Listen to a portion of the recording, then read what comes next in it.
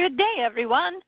On behalf of Cambridge Health Tech Institute's Global Web Symposia Series and our sponsor, Mitra Biotech, I'd like to welcome you to CANscript, a truly human translational platform for oncology and immuno-oncology drug discovery and development. My name is Elizabeth Lamb, and I'll be the host and the moderator for today's event. Now I'd like to introduce our presenter for today. He is Mark Paris, PhD, Associate Director, Translational Applications, Biopharma Business Development for Mitra Biotech. Welcome, Mark.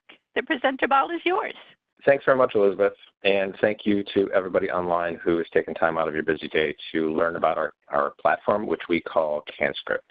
So over the next 40 or so minutes, I hope to give you an introduction of the platform itself, the techniques that we've used to validate the technology for predicting clinical response, and then walk you through a case study in which we've added checkpoint inhibitors to tumor sections and assessed response as a means of getting you thinking about how your molecules can be assessed in the context of CANscript ex vivo tumor culture. So without further ado, Mitra Biotech has spent the last 8 years developing the CANscript ex vivo tumor culture platform as an alternative to traditional model systems to ask questions about mechanism of action and efficacy for drugs in oncology in development. So this includes preclinical assets and clinical assets as far as repurposing goes. So in this table on this graphic on this slide, I've attempted to summarize some of the existing strengths and weaknesses of model systems that you're likely all familiar with, including 2D cell line cultures, artificially recreated 3D culture systems represented by organoids, and then certainly there are many different flavors of mouse models, but I've listed gem mice, which include syngeneics as a subset, PDX models, and then humanized mice. The attributes that you see listed in the first column are ones that we believe are critical for model systems to contain as a means of accurately reproducing mechanistic and efficacy type of questions. So this includes concepts such as the presence of human immune cells and factors as opposed to other species, presence of human tumor vasculature, epithelial stromal interactions, and then quick analysis speed and genomic fidelity. So as you see in the existing model systems, we have sort of hit or miss addressing of these particular issues.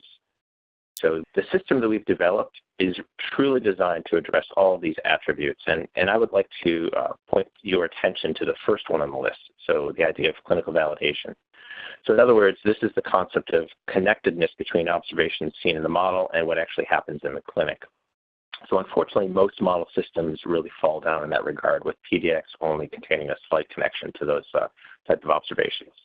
So again, we've developed CANscript with an eye specifically toward clinical validation, and I hope to convince you of our efforts toward that front over the next few slides. So what is CANscript? CANscript is a live ex vivo human tumor culture platform that's based on acquisition of tumor material from our large clinical network. So we acquire the tissue, which can come from either biopsy or resection, and it requires transferring that material to our reference labs where it is cultured in an ex vivo setting without dissociating the tissue and without cryopreserving the tissue. In other words, these are fragments of tumors that contain the entire TME components, including stroma, immune cells, tumor cells, fat cells, etc. And because we don't dissociate, they're all in their native architecture. Furthermore, we've defined culture conditions that preserve the growth kinetics of the tumor as compared between our ex vivo state and acquisition at T0. In addition, we assessed morphology and viability of these fragments over those 3 days of culture and showed that we can maintain that. So consequently, we have a 3-day window now of culture ex vivo in which we can add drug and assess response. So our studies typically comprise acquiring enough material from each patient to enable a multi-arm study on a per-patient basis. In other words, you can create studies that do directed head-to-head comparison between, for example, single agent versus combination, or your single agent versus standard of care in wide and open sort of variability in how you design these studies. Response assessment comes into 2 general categories. The first are exploratory assays, where we can use the tissue, the tumor tissue from the culture, as well as the supernatant to ask mechanistic questions that underlie response. And then the second category of response is identified by the second to last bullet on the list here. So here we've developed as part of the platform a multi-parameter phenotypic outcome assessment that quantitates the response based upon phenotypic changes. So for example, changes to proliferative state or induction of apoptosis as a means of assessing response to drug treatment. So that was based on a large clinical validation study that we conducted coupled to a proprietary algorithm. And I'll go into some detail talking about how we conduct that study. And then finally, because CANscript is a fully human platform, in other words, we're using just human tissue, you can use clinical agents rather than surrogates that require cross-reactivity to other species, which we know is often challenging. So the organizations that are currently using CANscript use it to bring many opportunities, essentially, in the space down to the best ones to invest their money and time. So that's represented in the funnel on the left-hand side. So we can ask questions about single-agent efficacy, whether or not your molecule combines with either existing therapies or a second therapy to improve response. We can assess response across a number of different indications to find the best setting for your drug activity. We can even help you with discovery of or validation of biomarkers that you think are associated with your drug activity as a means of empowering selected patient identification for your clinical work. And those concepts are really captured in the bullets on the right-hand side. So again, our system is fully human, so we're uniquely positioned to explore IO compound activity and again, investigate MOA, indication scout. So I would point your attention to the fifth bullet down, which is an interesting concept that we are currently approaching and discussing with organizations about. And this is the concept of using the clinical predictive capability of the platform to predict response as an enrollment criteria.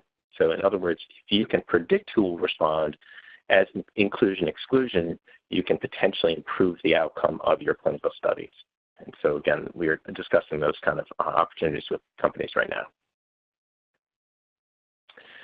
So the following slide discusses a typical workflow for a project, and I would point out that the Mitra Biotech is essentially a CRO in the sense that we work with your molecules which you ship to us. We acquire patient material and we do all testing to assess response. And then essentially you get materials back and you get data back. So it's important to understand a little bit about Mitra Biotech before I walk through this slide. So Mitra is headquartered just north of Boston, Massachusetts, where roughly 40% of our workforce are located. And then the other 60% of our workforce are in Bangalore, India. And it's in India that we have established a very large clinical network that allows us to acquire the number of tumor samples that are needed to create statistically meaningful studies in a relatively short period of time. So that tissue acquisition happens under IRB, where we typically will scout a project with a partner. In other words, do we need to get 30, 50, or 100 patient tumors? We then go out to our clinical network and acquire not just the tumor material, but 10 ml of blood from that same patient. That material is shipped to our reference laboratory in Bangalore in less than 24 hours, where the samples are further processed. For example, the blood is split into the PBMCs and the plasma, and those components are added to the wells. And then the tumor is processed into smaller fragments. So for example, we will often acquire biopsies from multiple sites in the same lesion on that patient tumor. The cores, the biopsy cores, are then processed into fragments that are between 100 and 300 microns each, so roughly 10 to 30 cell depths. The cores, each of which will produce multiple different fragments, are then pooled into, all the fragments are pooled and then randomized into the treatment arms of the study. So in the assay plate in the center of this slide, this is essentially a 6-arm study where one of the arms is a vehicle control, and then we're assessing the response to 5 different therapeutics. So each of those arms will have randomized fragments from the biopsy and the fragment process. And then in addition, each arm gets triplicate fragments. So that builds in robustness as we call response across our phenotypic assays or the exploratory assays. In addition, the randomization process helps us to address the idea of intratumoral heterogeneity confounding response. In addition, we set aside some fragments for quality control. So these are fragments that are embedded and stained and assessed by our in-house pathologists to ensure that the tissue itself minimally has 20% tumor composition and isn't excessively necrotic or excessively fatty to the extent that it would confound our ability to assess drug response. So to that point, a certain percentage of all tissue acquisition from patient samples is discounted as part of our projects, but that's invisible to our partners. In addition, I've been alluding to the fact that we can use the platform to predict clinical response using phenotypic assays. So all of that work was done with approved therapeutics. Those therapeutics were tested at Cmax in our system. So if you have PK data for your molecules, that's a very typical concentration that's employed in our system, although we've done submax dosing and we've done dose titration as a means of picking apart mechanistic questions. So it's not a requirement. As we move across this slide to the right-hand column, this alludes to the output categories. So if we start in the bottom right, these are the CANscript Explore assays that are all based on mechanistic questions that are specific for your system or your molecule. In other words, we can use the tissue and we can use the supernatant coupled to flow cytometry, immunohistochemistry, RNA profiling, cytokine profiling by ELISA or Luminex, and then mutational profiling as a means of understanding on a mechanistic basis what impact your drug is having on the system. In addition, if we go to the upper box, these are the core assays that empower our ability to predict clinical response. So these, as I've alluded to, are all phenotypic assays. Some are terminal and some are kinetic, and I'll expand on that in a couple slides. All of that data goes into our proprietary machine learning algorithm, which then generates a scored response that we call an M-score. So essentially, we've quantitated the response, the phenotypic response, and that's on in a validated way. So typical projects include a combination of the CANscript core assays that empower an M-score and the exploratory assays. So it couples these two components. In addition to applying this for drug development, Mitra Biotech is using the CANscript platform for clinical utility. In other words, we are now conducting a clinical trial that we call ANSWERS. So this is clinical outcomes in a real-world setting using the core phenotypic response assessment. So if we, again, focus on the center of this slide, we see a patient and clinician on the left-hand side of the flowchart. In this setting, the oncologist and the patient may have arrived at a point in care where it's not clear what the next best therapeutic option will be for the patient. This can either be the patient having run out of lines of therapy, or it can be a patient that's faced with equivalent choices for therapeutic options. In that context, the oncologist can obtain biopsy material from the patient and then send Mitra a prioritized list of prospective therapies for that patient.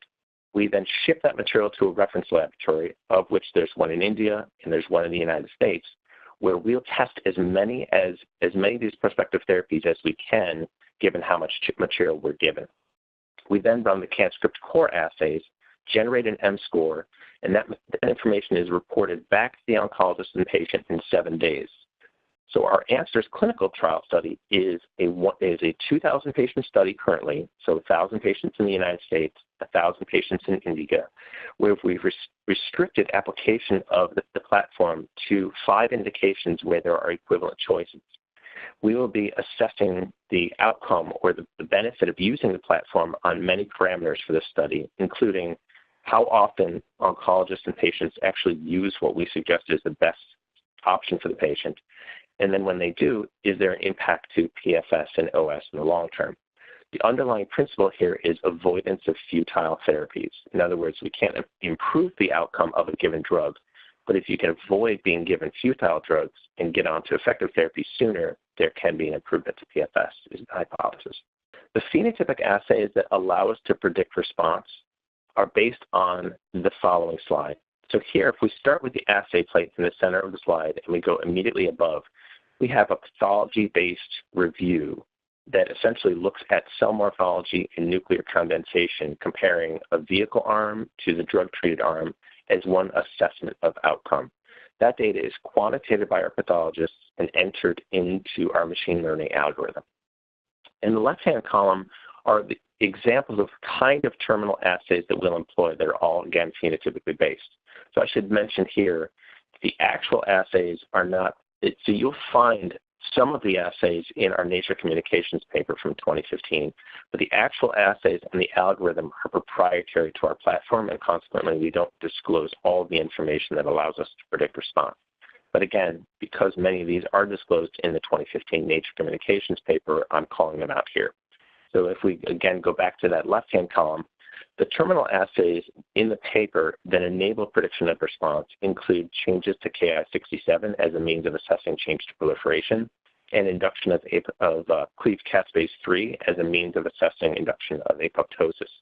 So that data is quantified and goes into the machine learning algorithm. In the right-hand column are kinetic assays, where we're sampling supernatant every day of the culture and looking for metabolic endpoints. So here, an example of an assay that we'll employ is WST, which is a traditional cell viability type approach. That data is quantified, and it goes, again, into the machine learning algorithm. The algorithm then generates our score, which again we call an M-score, which is scaled from 1 to 100. If your score is over 25, it's predictive of clinical response, and if it's equal to or less than 25, it's predictive of non-response. And I will, in 2 slides, talk about the performance of our ability to predict clinical response, as well as the drug modalities involved in the validation study and the tumor types. But before I get there, I wanted to point out the advances that Mitra has brought to the concept of ex vivo tumor culture, knowing that academic and industry groups have focused on this as a potential breakthrough approach for quite some time. So if we start with the box on the left-hand side, and I should point out all this information is in the reference that you see in the center of that slide, so the Nature Communications paper. If we start with the box on the left-hand side, the first thing we did as we developed a platform was to define tumor matrix proteins that are unique for the tumor environment. So what we did is we acquired primary tumor from a number of different tumor types and a number of grades within those tumor types, and we performed a mass spec on just the stromal components for those tumor types and grades. Through that effort, we defined the most abundant matrix proteins for those settings. So now, when we conduct a fresh CANscript assay, we'll use a matrix and tumor, a tumor and grade matched mixture on the bottom of the plate to support the growth of our tumor fragments. And we show in the paper that that's critical for preserving morphology, proliferative rate, and viability of these fragments. The center box refers to the use of autologous material. So as I mentioned a few slides ago, we acquire blood from the patient as well, and the blood is separated into PBMCs and plasma, and it's added back to culture. So as part of the development of the platform, we looked at the effect of autologous plasma versus heterologous versus FBS on the phosphorylation state of key receptors like EGFR and MET, and we showed that only autologous plasma preserved the phosphorylation state between the T0 state and the T72, which we interpret as preservation of the ligand concentration between what the tumor saw in vivo and what it's seeing in the ex vivo state. And it's not a stretch to say that preservation of phosphorylation state for these key growth factor receptors is obviously critical for maintaining proliferative rate and viability of these tumor sections over those 3 days of culture. Inclusion of PBMCs was originally designed simply to make the system as complete as possible, knowing, of course, that tumors in vivo see circulating immune cells as well. So these are included as well, and their presence allows you to assess the impact of peripheral immune cells on drug response. So in other words, can you see PBMCs migrate into the tumor over the 3 days of culture, or is that not a necessary component for response to your drug in the setting? The right-hand box refers to the clinical validation work that we conducted. So again, validating the phenotypic outcome to predict clinical response. So this is based on a 1,900 patient study we conducted, 900 of which were the training set, and 1,000 were the exploratory set. So we started with up to 15 different phenotypic assays, and then in the data from that, and then on the other side of the equation, we had the actual clinical outcome from that same patient and the same drug that we tested on CANscript. We then ask the machine learning algorithm to pick which of the phenotypic assays empower the best statistical connection and weight them to make the numbers as good as possible from a statistical standpoint. That is how we generate our M-score data. Okay? So let's talk about the performance of M-score in the platform. And I'm going to do so by highlighting a subset of those 1,900 patients. So here it's 112, and again, you'll find this data right in that Nature Communications paper. It's 112 patients, all of which were head and neck squamous cell carcinoma patients. So if we start with the patient on the left-hand side, in the clinic, they were all treated with TPF, which is a combination of docetaxel, cisplatin, and fluorouracil. And response was assessed by PERSIST criteria, which is an FDG PET-based visual assessment. In the clinic, at 6 months of follow-up, 80 of those patients were considered responders, and 32 were considered non-responders. So response here are PRs and CRs, and non-response is stable disease or progressive disease. We were fortunate enough to acquire the tissue from the patient before they were put onto TPF. We then processed it, put it in CANscript, and replicated the therapy by adding TPF to the wells. We then cultured those samples for 3 days, used our phenotypic assays to generate an M-score, and then predicted that 82 would respond and 30 would not respond. So if we look at the overlap in the performance between what we predicted and what happened with the actual clinic, in the clinic for these patients, we had a negative predictive value of 93%, a positive predictive value of 95%, and good sensitivity and specificity data from this subset of 112 patients. Obviously, these were patients treated in the clinic, so I'm showing 2 examples on the right-hand side of this slide. The top one is a patient that we independently generated a score of 45 for. So again, this is over our cutoff of 25, which is predictive of response. So if you look at the pre and post radiography, you can see the patient did in fact respond to the therapy. So there's consistency between what our M-score said and what happened in the clinic. In contrast, the patient below had a score of 18, which is below the threshold predicting response. And unfortunately, you can see in the pre and post radiography that this patient progressed on the drug. So again, consistent though between M-score and clinical response. We've now looked at more than 2,000 patients for which we have the matched clinical outcome data. And our current numbers, our performance holds up quite well. In fact, our NPV is currently 97%, and our PPV is 87%. And the reason why this is skewed is it goes back to how we apply this clinically. In other words, if we think the benefit here is to avoid futile therapies, then we made the concession to be better at predicting a negative outcome than a positive outcome. But still, I would point out that 87% predictive positive outcome is still better than most platforms out there. So it's important to understand what tumor types and what modalities were part of this study. So that data is listed below here. So the list of clinically validated indications includes head and neck, CRC, breast, etc. So mostly solid tumor types. And then the last 2 are heme malignancies. The drug modalities involved included essentially cell-autonomous cytotoxic approaches, so chemotherapeutics, targeted agents like TKIs, and monoclonal antibodies like Avastin and Erbitux, so antibodies that are traditionally non-IO, and also epigenetic modifiers like HDAC inhibitors, which interestingly in 2D culture, you may not see effects for 5 or 7 days. But here in our 3D culture window, we still see enough phenotypic effect to be able to predict clinical response. So among those 3 modalities listed there are between 80 to 85 approved therapeutics represented as part of this large study. Noticeably absent are IO, specifically checkpoint inhibitors, as the first class of molecules that are approved in that general modality setting.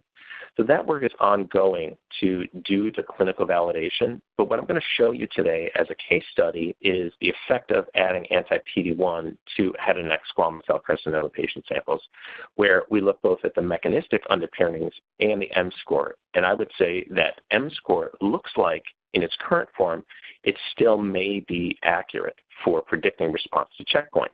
So the hypothesis here as we walk through this process is whether you're killing a tumor with a directed cytotoxic agent or you're killing a tumor because you're eliciting a T-cell response that produces perforins and granzymes, which are obviously toxic to tumor cells, those two methodologies should converge on the same effect, which is a phenotypic change to the tumor, which begs the question of whether that 3-day window is enough of a time frame to assess that response. And again, what I'll show you today suggests that it is.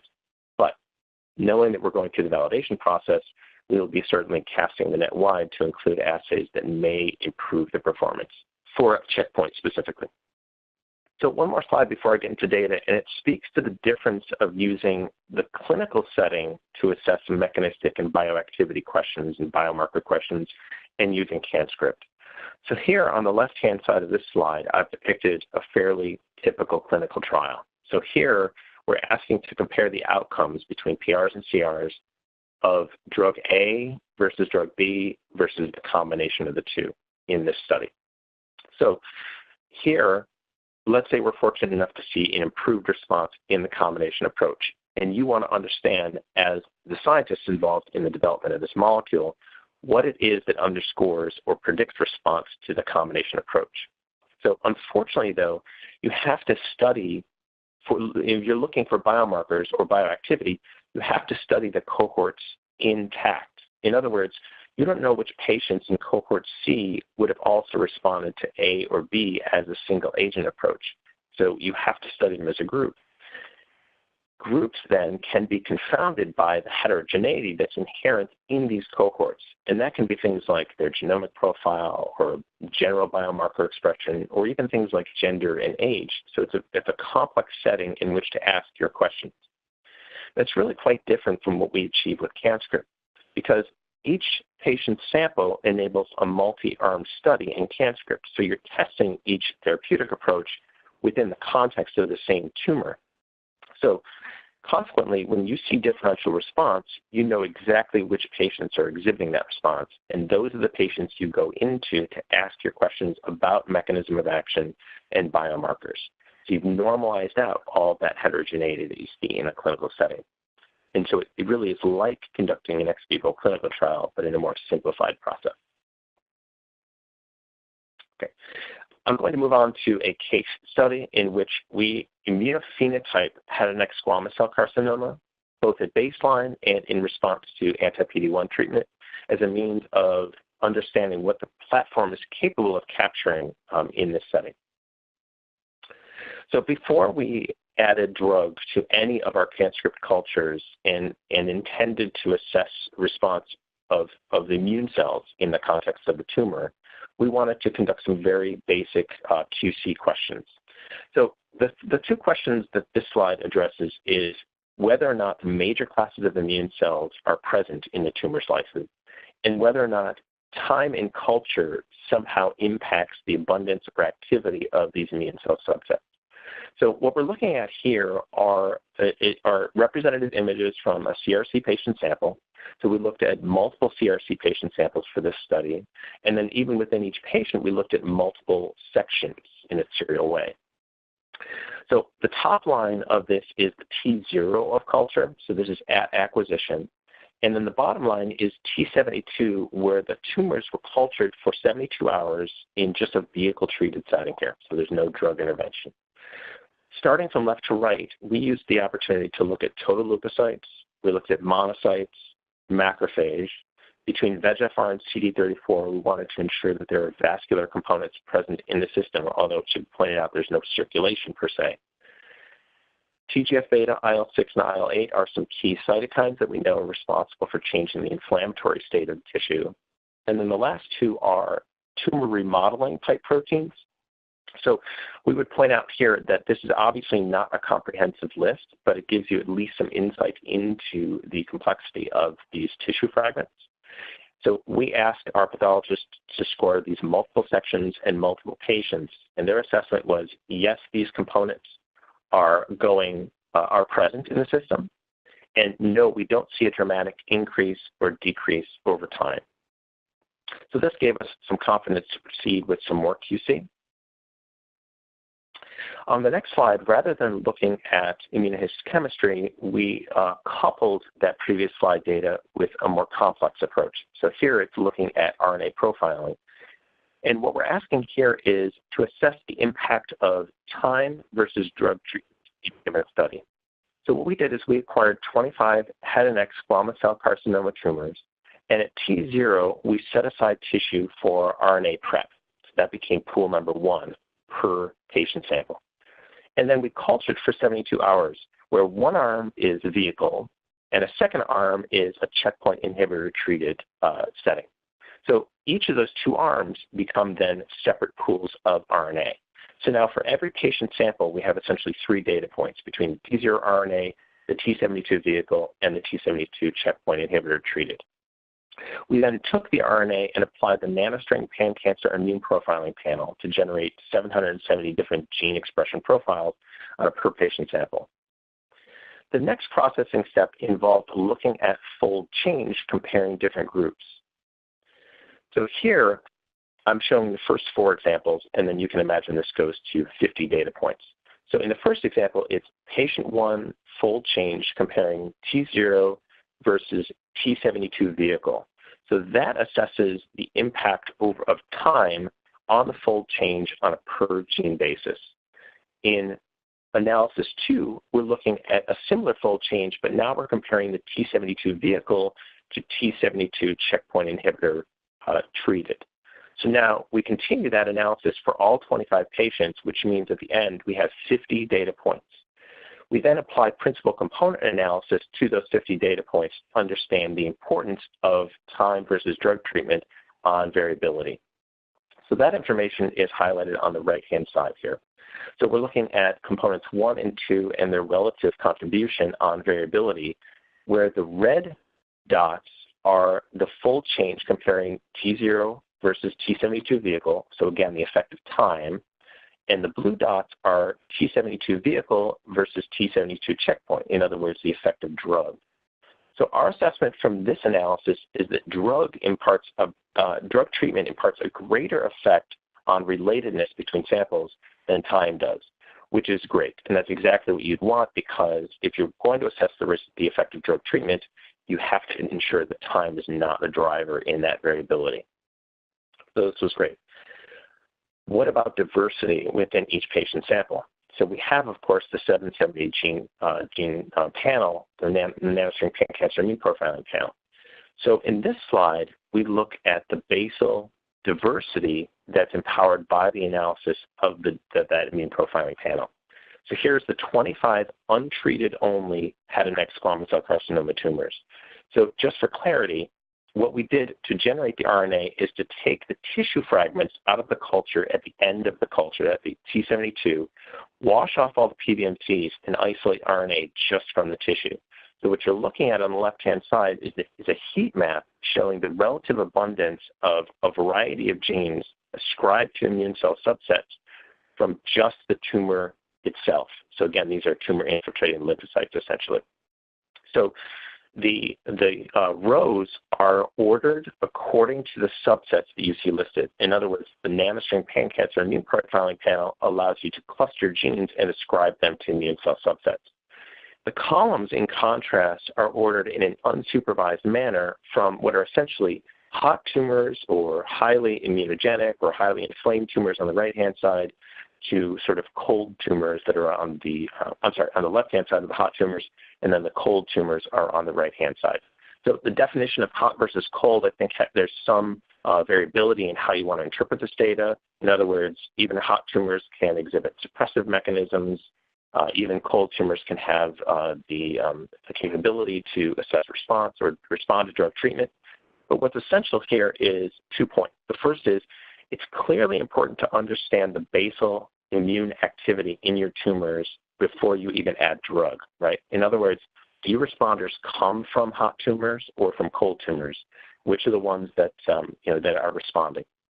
The second point here is what I've bracketed in the center of the heat map and is labeled as myeloid lineage. So clearly, myeloid-derived cells are captured as part of our tumor acquisition and processing step. So this is critical because we know another favorite model system for assessing IO drugs is humanized mice. And in humanized mice, the myeloid compartment is still supplied by the host. So to the extent that your mechanism of action requires mobilization of myeloid-derived immune cell subsets, that may be challenging in a humanized mouse model where it's not going to be an issue here.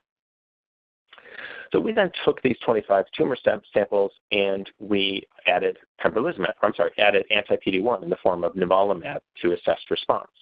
But instead of looking at the 50 or so genes that you see on this heat map, we restricted it to a smaller subset. So what I'm showing here in this top heat map is 16 genes that are quite significant.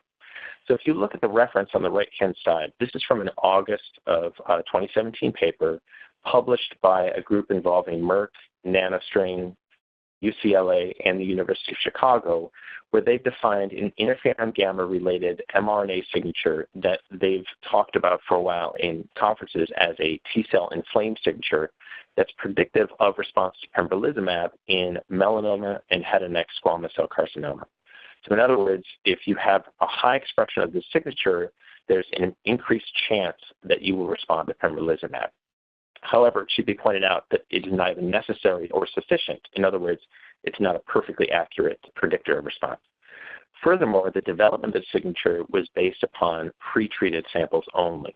So it's not clear the importance of induction of this signature in response to drug treatment on predicting clinical outcome.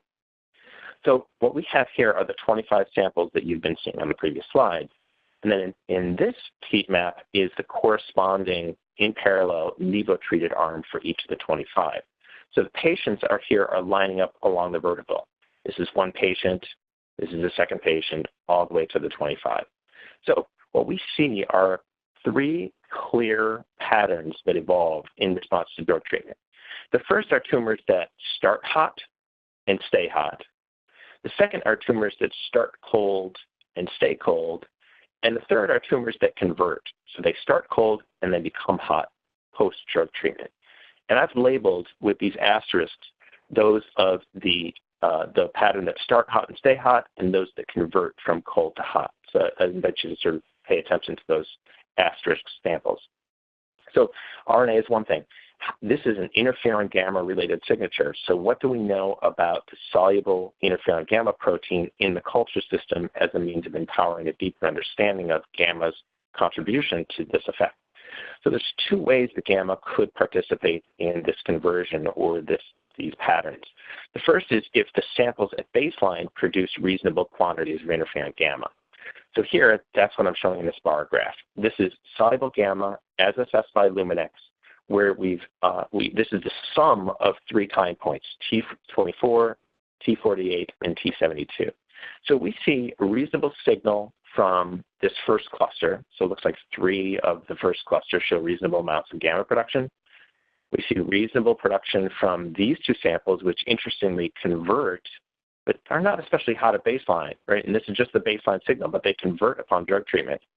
And then clearly this is an outlier, where this is a tumor that starts cold and stays cold, but still produces a large amount of gamma. So potentially maybe there's a resistance mechanism that's preventing response here.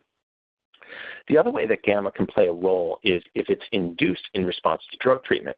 So here I'm showing the full change of interferon gamma protein comparing the nivo to the vehicle. So it's a slightly different scale here. So again, we see interesting signal from this first clustering, again from this middle cluster, and then even from some that convert. So now if I highlight those tumors for which I've applied the asterisk, in other words, those start hot and stay hot, and those that convert, the pattern is fairly clear that the gamma signal is restricted almost exclusively to those tumors, where you see very little expression or induction in the tumors that don't respond, with the obvious exception being this sample here and this sample here, although I would note that the baseline activity of gamma in this sample is very low, so a 3-fold increase may not be especially significant. So very nice connection between these multiple therapeutic or these multiple exploratory approaches.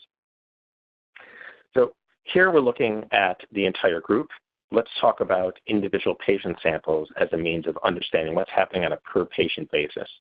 So this is an individual profile. So again, I'm using the nanostring data to look at the abundance of the subsets that you see listed on the left-hand side of this graphic. And I'm showing the vehicle-treated arm versus now, in this case, pembro and not nivo. So yet a different modality, a different drug, same modality. So what we're not seeing here is really a coordination of response. we don't see a dramatic increase in cytotoxic cells or NK cells or CD8 positive T cells, which one might expect to see if pembro is having an effect on the tumor. If anything, we may see an induction of the Treg population, which prompted us to look at the ratio between CD8 positive T cells to Tregs. So here, comparing vehicle to pembro, we actually see a decrease in that ratio, which others would, I think, interpret it as being unfavorable to patient outcome. Because the NanoString platform is quantitative, we can then look at the relative abundance of each of these immune cell subsets, and I've done so in this graphic, comparing the vehicle arm to the pembro-treated arm across all the subsets that you see listed on the x-axis there. So the overwhelming pattern here is that there isn't much change in response to drug treatment from a percent of total basis, which I would argue is perhaps more interesting than, or more important than, absolute changes in one direction or another. In other words, this concept of having a seesaw effect where you have to shift the relative abundance as opposed to absolute quantities in order to sort of drive toward a pro-inflammatory response.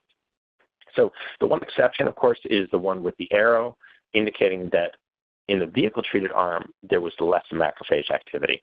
So we have then, of course, used our M-score-based phenotypic assay response assessment, and this patient sample had a score of 4, which is below the threshold predictive of response. So there's a connection here between the molecular events and the phenotypic events. In contrast, this patient sample saw induction of almost every subset that we looked at post-pembro treatment, which was very interesting to us. So that includes cytotoxic cells, NK, CD8 positive T cells. It even includes Tregs. But then when we looked at the ratio between CD8 positive T cells to Tregs, again, this balance, we see an increase. Again, this would be favorable or predictive of favorable clinical response. We then applied the same sort of analysis to look at the percent of total of each of the immune cell subsets. And here we're seeing some fairly dramatic changes. We see decreases in the subsets that you see listed as having decreased with the arrows above. So gamma delta goes down, macrophage went down in this sample as well, helper T cells go down, and then Th2s also go down. In contrast, we see an increase in the other populations that I've labeled here, including cytotoxic CD8 positive T cells. We see an increase in activated dendritic cells. So I would leave you, and you'll have a copy of this presentation, but I would leave you to interpret the biological significance of these shifts. My message today is that clearly the system is capable of capturing response to drug treatment as measured by these sort of high-resolution approaches. We then, of course, used our phenotypic assays to generate M-score. This sample was over our threshold of 25, which is predictive of clinical response. So again, connecting the molecular events with the phenotypic events. Those were 2 patient samples, and prior to that, I was showing you 25 patient samples. All of that work was in the context of a larger study. Here I'm showing 76 head and neck squamous cell carcinoma patient samples where we treated with pembrolizumab and then generated an M-score predictive of response. So the bar graph shows you the range of responses for this study, from a high of 68 down to a low of 2. If we use our traditional M-score-based cutoff score of 25 to predict clinical response, we assessed that roughly 20% of patients would benefit from this therapeutic approach. So interestingly, we conducted our work at roughly the same time Merck was conducting their clinical trial for pembrolizumab in this exact setting. Theirs was a PD-L1 independent population, as was ours. They published their results last August, and they had a PR-CR rate of 18%. So obviously, directionally, very nicely connected between what we predicted and what they actually demonstrated in the clinic. This data would be anecdotal, except for the prior slides where I've been showing you the functional basis, the mechanistic basis of M-score as well. So we make available a subset of those 76. Specifically, we've chosen 50 of the head and neck samples for which we have assessed response across multiple different parameters, and we make these data sets available. So the 50 with Nivo or the 50 with Pembro are available, where we, on the right-hand side, have assessed their M-scores by phenotypic response. We've done flow cytometry, looking at T effectors and Tregs. We've done Luminex profiling across the cytokines that you see listed there. And we've done nanostring, part of which you've seen in the previous slide. And then we've also conducted IHC for T effectors, Tregs, and PD-L1. So this is data that we mine internally and again make available for the purpose of understanding what PD-1 does to tumors if your drug development pathway potentially involves combining with PD-1 in a clinical setting. So moving on to one other concept I think worth mentioning, and that is this conservation of mechanisms of resistance. So the reason to point this out is because mechanisms of resistance are a focal point for many new drug development programs. In other words, if you can overcome resistance, you can then impart a greater clinical response. On the left-hand side of the slide, I'm showing a figure from a Nature paper from 2014 from the Herbst group. So it's quite likely you've seen this figure at conferences. The concept here is that the CD8 positive T cells are labeled by DAB. The top panel represents a pretreatment, and the bottom panel represents post-treatment with anti-PD-L1, with this phenomenon of T cell exclusion highlighted in the bottom panel. In other words, the T cells appear to be lined up at the interface between the tumor in the bottom left and the stroma in the upper right. And this is hypothesized as a reason for non-response to PD-L1 in this case. We wanted to understand whether the same phenomenon exists in our culture system. So on the right-hand side, I'm showing a CRC patient sample, and we looked at multiple CRC patients, where we treated with anti-CTLA-4 in CANscript. So I would note that anti-CTLA-4 as a single-agent approach for CRC is not especially effective, and consequently, this patient sample garnered an M-score of 19, which is below the threshold predicting response. So what we did at the end of the 3 days of culture is to embed the tissue and stain for CD8s, looking at intratumoral lobules from the tissue. So here we're seeing in red the CD8s lined up at a very similar interface to what you see on the left. In other words, tumors in the bottom left, the stroma is in the upper right-hand corner, and the CD8 positive T cells are labeled in red. So this looks like replication of that same phenomenon, and now you can envision using a spatial endpoint for your studies, normally, in other words, IHC, as a means of assessing whether or not your drug has imparted an effect. Finally, I want to conclude with a couple of slides that give both insight into the tumors that we are able to acquire and also how studies are designed. So this slide shows examples of the kind of studies that we are currently putting together, although again I'll emphasize that this is a very flexible platform. In the first example is a study where perhaps it's you have multiple candidates from the same campaign, and you need to rank their performance, and you can do that all within the same patient tissue. So here we're conducting a 6-arm study where arms 2 through 5 are dedicated to candidates from your drug discovery process. In example 2, you may have whittled down your candidates to a smaller list. So here you only have 2 candidates that you're interested in assessing, but in the context of this study, you're comparing their efficacy and their mechanism to standard of care as a means of competitively ranking your molecules. And then in arms 5 and 6, you can assess whether or not combining your drug with standard of care imparts any kind of improvement. Finally, in example 3, this is really focused on immuno-oncology, where many people believe that anti-PD-1 or anti-PD-L1 are an axis of care or therapy upon which new drug entities will be added in the clinic. So here, you want to assess the impact of PD-1 or PD-L1 versus your drug as single agent, and then you can apply combination strategies as are depicted in arms 4, 5, and 6. Typical deliverables for projects include M-score, but then all of the custom assays that empower your mechanistic understanding. So that includes, again, flow, IHC, cytokine analysis, and RNA and DNA profiling. In addition, we can facilitate some material transfer if there are assays that you employ and are most comfortable with. So that includes DNA, RNA transfer, as well as culture supernatant transfer. So notably, that excludes tissue transfer out of India, where all of the biopharma work is conducted, and that's for legal reasons. In addition, it's very important to understand which tumors that we can acquire, and there are 2 parameters to capture here. The first is ease of access, and the second is how much material we acquire as pertains to how many arms of drug treatment we can investigate. So that's meant to be captured on this slide. So what we're seeing here is on the x-axis, tumors that are harder to acquire from those that are easy to acquire. So you'll note that several of the data points that I made previously included head and neck squamous cell carcinoma. So the reason for that is because that's very abundant in our network and it empowers the most arms of investigation. So it's also a setting that's good for IO checkpoint or other IO modality investigation, knowing that there is a basal level of response to anti-PD-1. CRC and breast are other tumor types that we can acquire, and it goes across the spectrum. In addition, tumors like AML, CML, and NHL, those come from bone marrow, and we have a special culture condition for those samples. But unfortunately, we don't get a lot of material, so consequently, we may only be able to investigate up to 3 arms of study. Key considerations as it comes to recruiting samples for studies include whether or not we have an existing IRB or have to create a new one.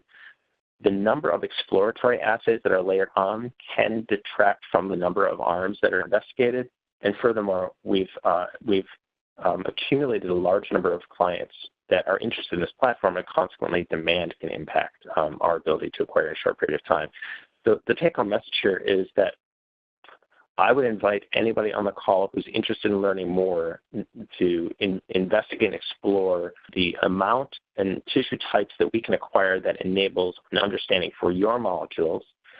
Typically, we conduct scoping calls that give you a directed sense of how long it takes to complete studies, whether that's a 20-patient, 50, or 100-patient study. And we work in concert with you to define your objectives. So in summary, we have tested over 100 approved and experimental drug products across at least 8 modalities in CANscript. The platform itself enables the investigation of clinical compounds by looking at multiple arms of study across each patient sample. We can do indication scouting, test rational combinations, and do all of that to investigate mechanism of action as well as to understand clinical response. We can even examine the effects of temporal dosing, and we'll have a publication coming out on that soon. The bottom 2 bullet points refer to our ability to source patient samples to complete deadlines that empower meaningful studies on a statistical basis, and then also referring to the fact that we have a large number of validated biomarkers and assays that empower the mechanistic questions if those are critical. So I would invite you to reach out to me directly or to send requests through our website. Interestingly, too, you will find on our website reference to not just the Nature Communications paper, but also some recent publications that empower your understanding, deeper understanding of how we develop the platform and how we're using this. And we will be at multiple conferences in the near term. So if you see one of us and have questions, I would invite you to reach out at that time. So I thank you very much for your time, and I'm happy to answer questions. Thank you very much, Mark. We do have a few questions that have come in. First of all, a question about the variety of tumor types that you have. How many different tumor types are available for testing of efficacy and so forth? Yep. So I would point you back to the second to last slide, which gives you insight into the kind of tumors we are currently sourcing and what each tumor empowers as far as the complexity of studies that can be conducted. So we have developed culture conditions for 18 different tumor microenvironments. So even in that context, if there are tumors that you can source through your clinical relationships, those are tissues that we can culture, even if you don't see those on our list, and we'd be delighted to have that conversation. And the concept here is that we have a CLIA-certified laboratory in the United States in our Boston facility that can handle culture and processing of these samples as well. Okay, and that's the perfect segue into the next question. What's your average success rate for primary tumor samples as far as the tissue culture? Yeah, so given that we apply QC to sample acquisition and processing, you can imagine that we have to discount a certain percentage of tumors. I would say that varies across indications. So for some tumor types, we can culture virtually every tumor we acquire, whereas for other tumor types, that failure rate can be as much as 30 to 40%. So a good example of that would be GBM, where often those tumors present with high areas of necrosis, which again will confound our ability to assess drug response. But it's variable, and furthermore, it's transparent to our clients. So it's not as though that cost is passed along. Okay, perfect. Simone asks, have you tested these with immunomodulatory antibodies such as PD-1 and PD-L1 targeting? Yeah, so I would point to the bulk of the case study. So there, this is applying both nivo and pembrolizumab in the same patient tumors in separate arms of investigation and using RNA profiling, immunohistochemistry, and also Luminex profiling of cytokines to understand mechanistically what's happening. And then that data is then applied back to the M-score-based phenotypic response to, again, connect the mechanistic events to the phenotypic events, which we say is predictive of clinical outcome. Okay. And we have time for just one more question. Aditya asks, how much biopsy sample in grams do you start with if you need to test for 4 different prescriptions? So it doesn't really work out on a per weight basis. And furthermore, that's really, it's going to be proprietary information that I wouldn't be able to share. So through our process, I think what we would say is you can be guided by that graphic on the second to last slide as to whether or not the indication you're thinking of supports 3, 4, or 5, or 6 arms of study, really, is the concept. So again, what we like to do is at least steer some of the initial work into an indication where we can anticipate there'll be some IO-based effects. So again, head and neck would be a decent choice for that, where it's easy for us to acquire, and also you can enable up to 5 and 6 arms of study. All right, perfect. I see we're coming right up on the hour. So I'd like to thank you again, Dr. Mark Paris, for your presentation. I'd like to thank the folks at Mitra Biotech for sponsoring. Most of all, I'd like to thank those of you who came and spent some time with us. We're very grateful you chose to be with us for this time period, and we hope that this information will make your research a bit easier going forward. So thank you again so much, and have a great day.